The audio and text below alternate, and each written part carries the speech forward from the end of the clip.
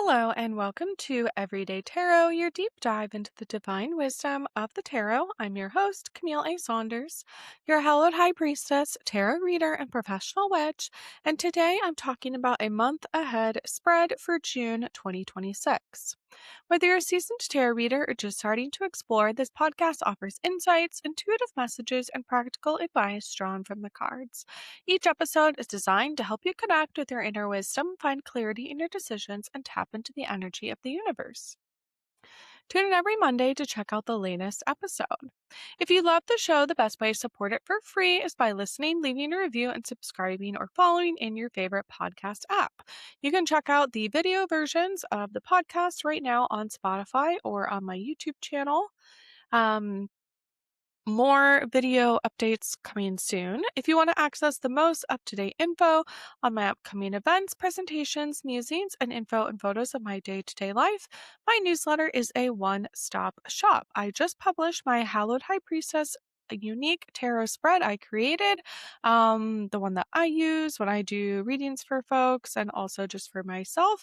I published that into a workbook so you can try it out on your own. You can go to the link in the description below to grab the Hallowed Tarot spread if you join my newsletter. Or if you want to get a 5-card tarot reading from me, you can book that now. I am now open for tarot readings.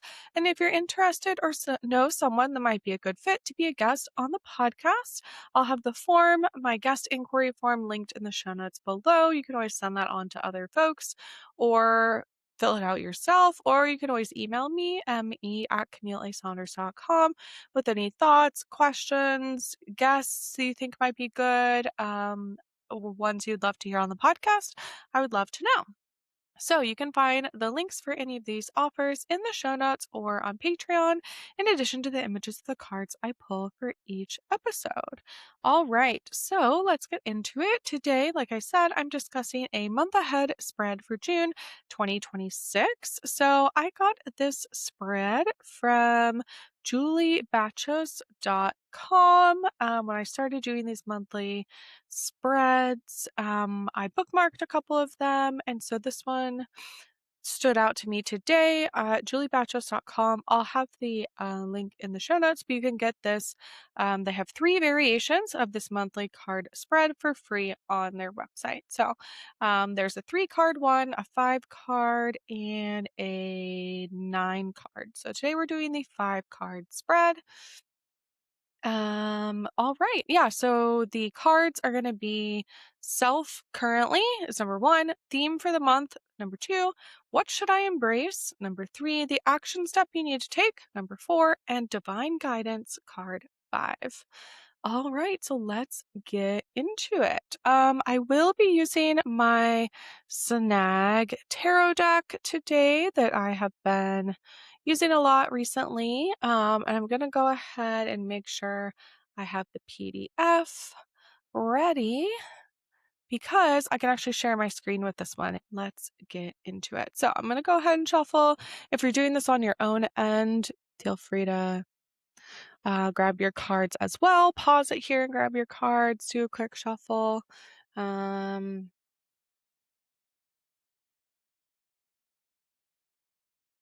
right.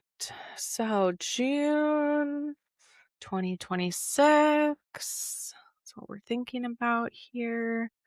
As I'm recording this, it's pretty close to the date that you'll be listening to this. So it's right at the end of May.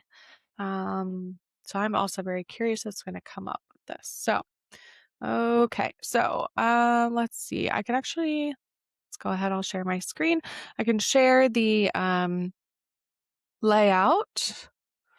Let's see, here we go. So here's the layout here. Like I said, you can get the spread over here for free.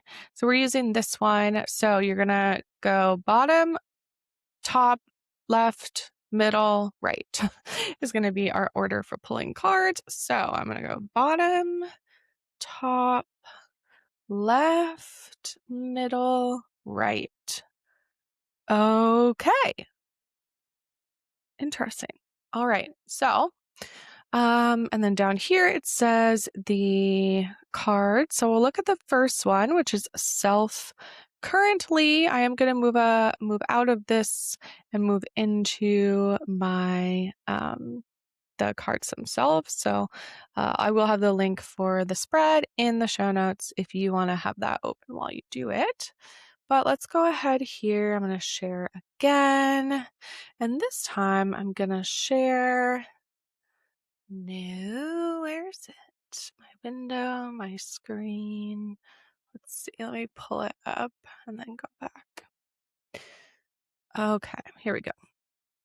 So, alrighty. So here we are. This is the Snag Tarot. Here's the back of the cards. I like to look at it as if it's a guidebook, so I put it in 2-page at the same time view. All right. So if we go back to our spread, I'm just gonna look real quick. So yeah, we're looking at the bottom card here. And we'll have to talk about the fourth card, how it's horizontal, because I'll have to see how we interpret that as upright or reversal. But the first card I pulled is the Two of Swords. So I'm going to scroll through here and find the swords, cups, swords. Okay, so here we have the Two of Swords. I'm going to go out a little bit so you can see the whole thing. So we're looking at this one on the left. And again, this is our self currently. So it says the traditional meaning is indecision, stalemate, avoidance, and blocked emotions. And then this artist's take on the Two of Swords card reflects a moment of avoidance. You may be holding yourself between two choices, unsure which way to go, or unwilling to face what one of them means. This card suggests that the pause cannot last forever, and at some point you need to engage with what you've been setting aside. Clarity often comes from allowing yourself to fully see the situation. And I feel like I kind of know what this is about. I like the look of this card. So we have sort of the conflict of the swords here. But we're early in our sort of avoidance, perhaps. Swords are the air sign or associated with the air element in the tarot. So we sort of have that like thoughts, spiraling, ruminating, indecision aspect here. And I love that we get like the sun and moon and sort of this like upright reversal kind of look to this card. This was upright as I pulled it. So yeah, maybe there's something you've been avoiding or feeling like you need to choose. Again, I know for me, this is kind of, I have two different businesses. I have my therapy business. I have my witchy like tarot reading business. And right now I'm kind of like, I've been working on one of them. I like maybe need to work on the other. I've been sort of avoiding doing the therapy one because of my licensure stuff that feels complicated right now. And so I'm just thinking about, yeah, like what is it that I've been set aside? And just that this is going to be, right, we're still going to perhaps be in that avoidance and decision as we go into June, but clarity often comes from allowing yourself to fully see the situation. So perhaps with some slight distance or more time, right? Maybe it's not the time yet to make a choice. Maybe that's why we're feeling so unsure or unwilling to face what one of them means. I feel like I also feel that a little bit where maybe I kind of know what I want to do, but it feels scary. The card suggests the pause cannot last forever and you will need to engage with what you're setting aside. But right, this is what we're going into June with, a little bit of that anxiety, indecision. I like these purple swirls on the card as well. It kind of, yeah, it just makes me think of like we're entwined, right? It kind of matches the gilding up here on the card. And it's purple, so I do like that too. And purple, the color has this aspect of like royalty or intuition. It's associated with the throat chakra. So there's something there perhaps about even sharing yeah, sharing like what it is that you're feeling conflicted about or choices about. Maybe something needs to be spoken aloud. Maybe you need to talk it through with someone else to really help you find that clarity. That's kind of what is coming up for me. All right. So, on to our second card, which is the top card, and that is our theme for the month. And I pulled the Strength card. Lovely. So I've pulled this card a lot in this deck. It shows the typical sort of lion, and then we have a person kind of petting the lion. So often it depicts a lion or a person kind of like physically manipulating the lion because it's supposed to be about this um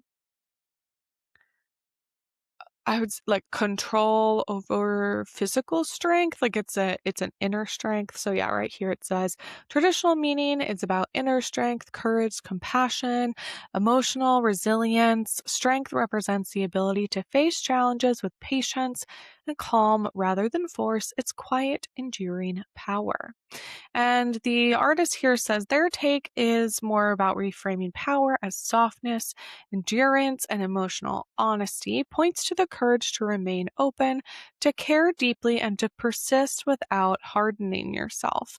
This card can signal holding boundaries with compassion or continuing through difficulty without losing your sense of self. It honors the kind of strength that is often overlooked, the strength it takes to feel, to heal, and to keep going. And again, this prompt was our theme for the month. So it sounds like there's this, we have maybe some challenges coming up where, um, right, we're getting emotionally honest with ourselves. We're being courageous about kind of looking at perhaps what that last card was about, right? What that choice is going to mean, how to have hope for the future, right? Around this, like persist without hardening yourself. Sometimes, right, we can put up boundaries or become defensive or kind of say, oh, that's never going to happen. But this card is about like, no, you need to open yourself to emotional vulnerability, and then maybe something will come from that. Holding boundaries with compassion. Yeah, continuing through difficulty without losing your sense of self. And I think last time I pulled this card, I talked about this too, but to me, these like flowers look like marigolds, which are often, so this person's like wearing a lot of them. Often they are used in the Day of the Dead celebration at the beginning of November um, to honor ancestors. So it also just makes me think of kind of like grief or yeah ancestral, like passing things on, again perhaps passing on some of that courage or strength or the strength it takes to feel, to heal, and to keep going, that resilience that we see. So this is our theme for the month, right? Is that there's going to be things that come up that may be hard or kind of make us feel emotionally vulnerable, and our job for the month is to remain open to those and courageous. All right. So, card 3 is going to be your card on the left. And this says, what should I embrace? So I pulled this card in reverse. So we'll find the card. And then I actually grabbed my reversals book. So I pulled the Queen of Cups here. So upright, this would be about compassion, emotional intelligence, right? She's the queen of the cup suit, queen of the water sign, queen of emotions, basically, was what that would sort of mean. She has deep empathy, intuition, emotional awareness, and care. She understands what others feel, right? Empathy, but also knows the importance of her own boundaries, right? Here she's looking very regal and kind of like put together. Like she's open and emotionally honest and intelligent, but she's not like chasing after others, right? She looks like she knows what's up and she knows like how much ability she has to give or not. So, again, this prompt was what should I embrace? So it sounds like right upright, this would be about embracing that sensitivity is a strength, but we need boundaries, right, in order to feel that. Um, so when we think about the reversal, I'm going to pull out my book here that's called Upside Down Tarot: How Reversals Add Depth to Your Reading. And I'm going to look up this card because I've been just kind of searching online for reversals for these cards because they don't have any written definitions in the deck. You can see here, right? The traditional meaning and our take, but there's no reversal meaning. So here in the upside down tarot book, it says reversed. So there's kind of three ways to read this when you think about reversals. They say absent energy is something that's immediately not apparent, but it's present nonetheless, even if only in potential. So, like, for example, they say statements for absent energy are in the negative. So it'd be like you're not in a relationship or you have no stamina or you're denying your destiny. So that would be one way to read the reversal. So for this one, the absent sort of definition would be the mood of you or someone else is not loving, accepting, sensitive, gentle, intuitive, guided by the heart, tuned in, reverent, or spiritual, right? So perhaps that is feeling absent. The next one they talk about is early phase, which means it might develop in the future. And so statements for this phrase suggest what may happen. So it could be like, you may be exploring options, or a delay may develop. You may become strong in the future. So for this card, the Queen of Cups reversed, the early phase would be the mood of you or someone else may become patient, caring, compassionate, kind, guided by trust, sympathetic, in communion, devotional, or ecstatic, right? So like we're on our way to becoming this thing. And then the late phase energy, which is another way to read a reversal, is something that is a decline or events that have already occurred. So, like things that reference the past. So, generally, this example would be your power is fading, someone is less obedient now, or you've gone through a fateful encounter. And they say here, when interpreting a reversed card, read over all the statements given, look for those that trigger the strongest response. Allow yourself to move beyond the statements to similar ones that occur to you. You are not limited to what's written. Um, yeah. So, for the Queen of Cups, the late phase reading of the reversal of this card would be the mood of you or someone else is no longer. So, right, that mood could maybe no longer be tender, affectionate, merciful, humane, solicitous, responsive, simpatico, devotional, joyful, or blissful. So, that was kind of a lot of technical things. So this book kind of gives you, again, different ways to read reversals, which I appreciate. Generally, what people say is like, well, it could be the opposite of what the card means, or it could be like you're on your way of becoming there. I would say that's the absent and the early phase, which would be like the opposite, which is that like it would be like whatever's not the card. And then the early phase would be like you're on your way to becoming that, right? It's kind of this future looking like you may become this or it might be happening. And then the late phase, right, is maybe the one that doesn't get talked about as much, but it's something that like has already occurred.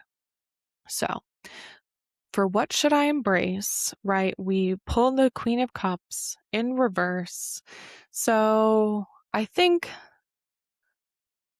yeah, what should I embrace? I think when I really think about this for this card and this theme, I think for me, it's kind of like a mix between maybe like the absent and the may become. So the absent and the early phase. So I think it could be saying like, right, this card is like about emotional intuition, but also boundaries. And so I think it could be like, oh, maybe you are feeling challenged by like you want to be empathetic towards others, you want to be compassionate, and perhaps you've been like putting that at the number one on priority list.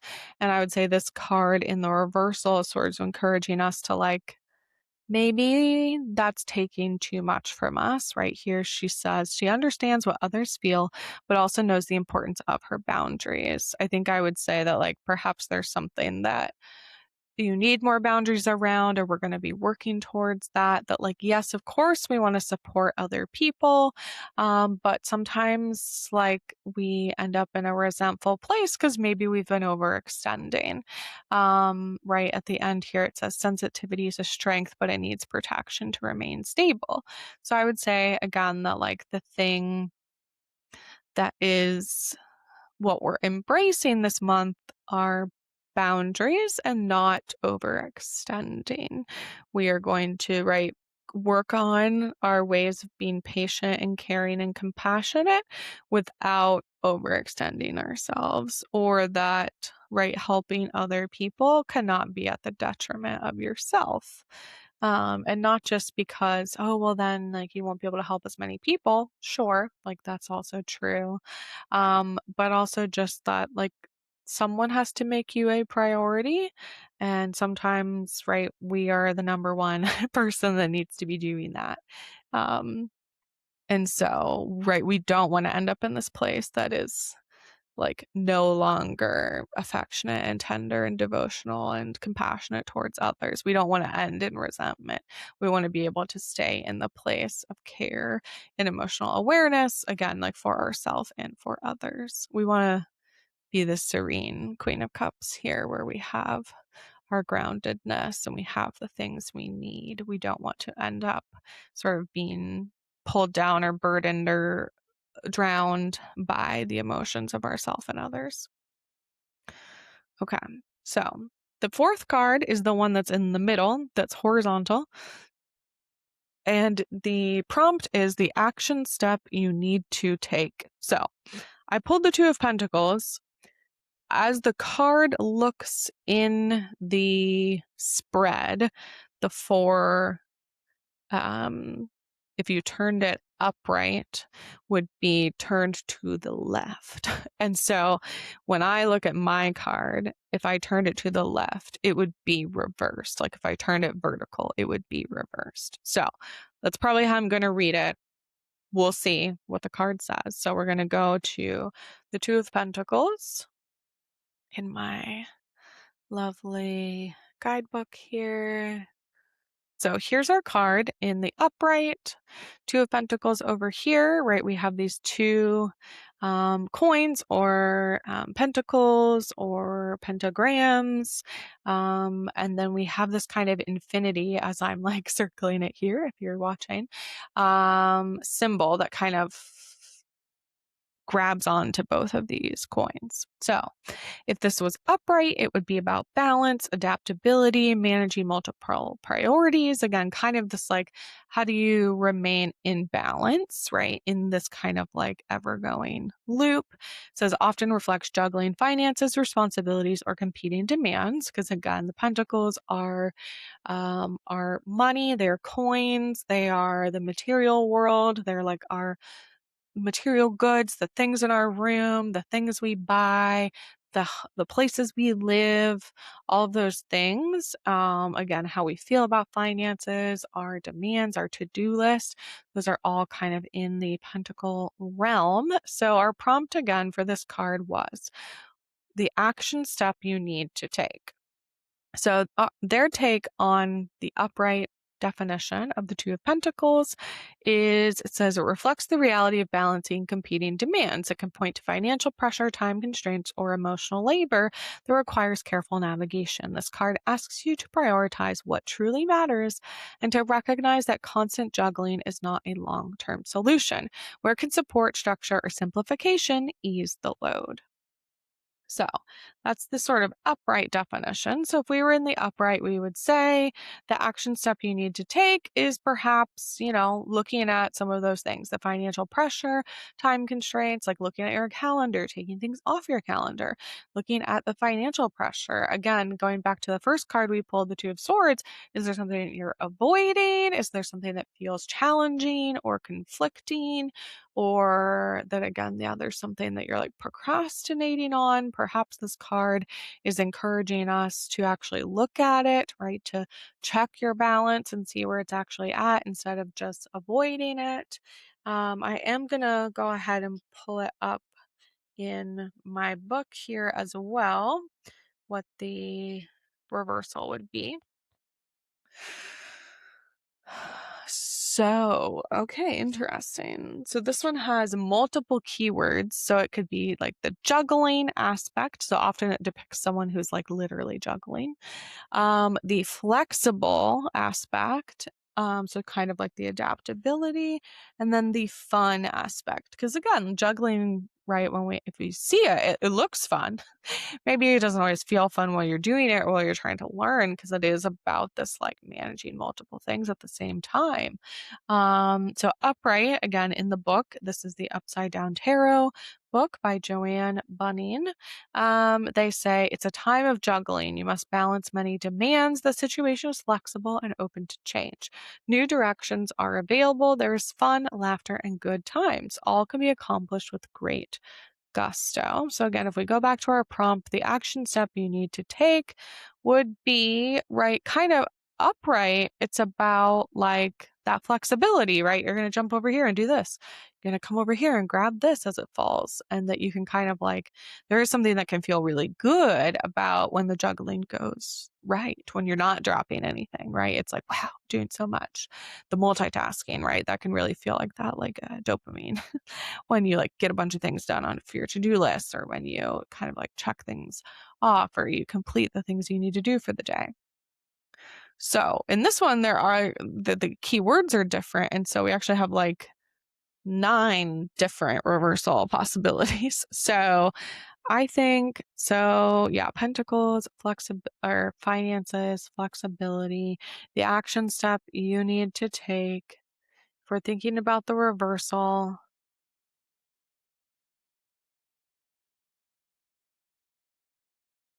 yeah, I think I'm thinking about the juggling aspect and then maybe the fun aspect. So with the juggling, so if we use the sort of absent idea, it says there's no need to juggle right now. You're not in a busy period. The pace is not hectic. Someone can't manage all the tasks. Balance is not being maintained, but also that like, right, perhaps maybe now you're burned out, right? Maybe now you were doing too many things and you couldn't do it anymore and you kind of like stopped.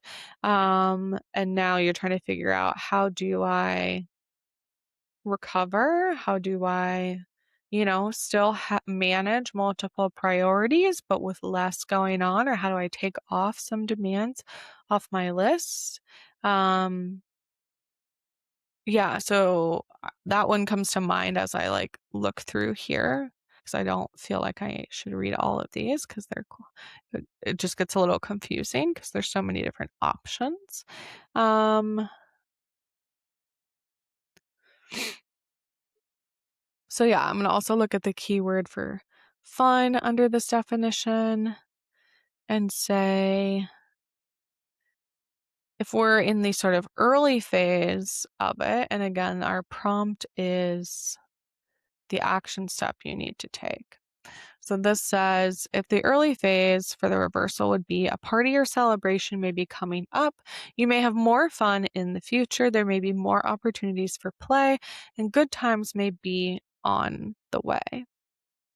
So I think that one stands out to me. And then so does the late phase, which is, again, kind of the like, that's already happened idea. The fun is ending. People are no longer enjoying themselves. You have less time for play. Party or celebration is past. The laughter is fading. And so if you remember what I read at the beginning of talking about this book, they sort of say that read over all the statements, look for those that trigger the strongest response, right? And strongest response might mean negative response, right? Or cringe or avoidance, right? Like, so I know to me, I'm like the party or celebration one, like that one stands out because that seems like fun. And then thinking about the fun ending, I'm like, ooh, that gives me like a no, I don't want it to be that. So I feel like that one for me is relevant, salient. And I know, again, when I think about this, like the not being able to be flexible or have fun or feeling like I have so many demands, like that's all I would say pretty triggering to me. And so I think this card for me, again, the action would be is like, well, what are times that that it's worth it to be in a busy period to juggle multiple things at once? And when does it feel like it's not worth it anymore, that we're struggling, that the demands are ever present, that we don't ever feel like we're done with the to-do list? Um, yeah, that's what I'm going to say for that one. So perhaps one of the many things for this card I said gave you an emotional response. And perhaps that's the one that it's about for you. Okay. And then, yeah, because like it says here, the constant juggling, it's not a long term solution. Again, you can do it for a while and it can feel exciting, like I said, or even just like exhilarating, but it's not a good long term solution. We can't go like that forever. Because if you think about this sort of like infinity loop, eventually when your speed gets up high enough, you're gonna like ricochet out of it. Um in that way. So okay. Card 5 is our card on the right, and this is our divine guidance. And I pulled the Magician. I love it. I've pulled the Magician a couple times recently. I hadn't for a long time. Um, so, the Magician is about manifestation, resourcefulness, power, and inspired action, right? It is a literal magician. It's creating things, represents the ability to turn ideas into reality by using tools, skills, and opportunities available to you. The Magician reminds you that you already have what you need to create change. It points to the moment of agency where your voice, skills, and choices have real impact. This card can signal the beginning of action, especially when you've been waiting for external validation. And again, our prompt for this one was, this is your divine guidance. So, right, something about this, like maybe this is, you can be manifesting right now. As this episode comes out, we just had the full moon in Sagittarius. We had a blue moon, which means we had 2 full moons in May of 2026. So we just had that yesterday. If you're listening to this episode as it comes out on June 1st. But even if you listen to it later this week, still relevant. So, Sagittarius energy also is very creative, very active. Sagittarius are usually known as like they love to travel, they love excitement and adventure and thrill and kind of can't sit still. So that goes along with this energy in my mind, which is like, yeah, like use that, right? Be resourceful, take action, manifest things you want to see or have in the world or create. And this is reminding us, right, that like you have all the tools that you need. You don't need to go out and like seek more. Now we just have to do it, right? We have to begin the action and we can't just always wait for other people to tell us that's a good idea or you should definitely do that or that business idea is really good. Sometimes people won't understand your vision until they see it play out and then they will get it. But if we're always sort of like um if we're waiting for that, or if we're saying, oh, I shouldn't do it because no one else thinks it's a good idea, like that could be true, but you're kind of never going to find out unless you do it. And right, the Magician is also about like our own power, right? Like knowing that actually you can create what you want to see in the world. And so, um, once you can kind of recognize that power and embody it, right, then you get to create things out of nothing like a magician. Um, all right, so that is our 5-card spread for today.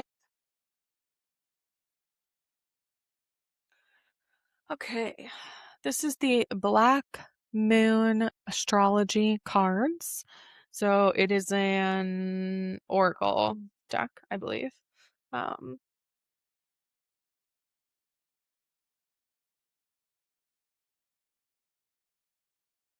It's beautiful purple everywhere.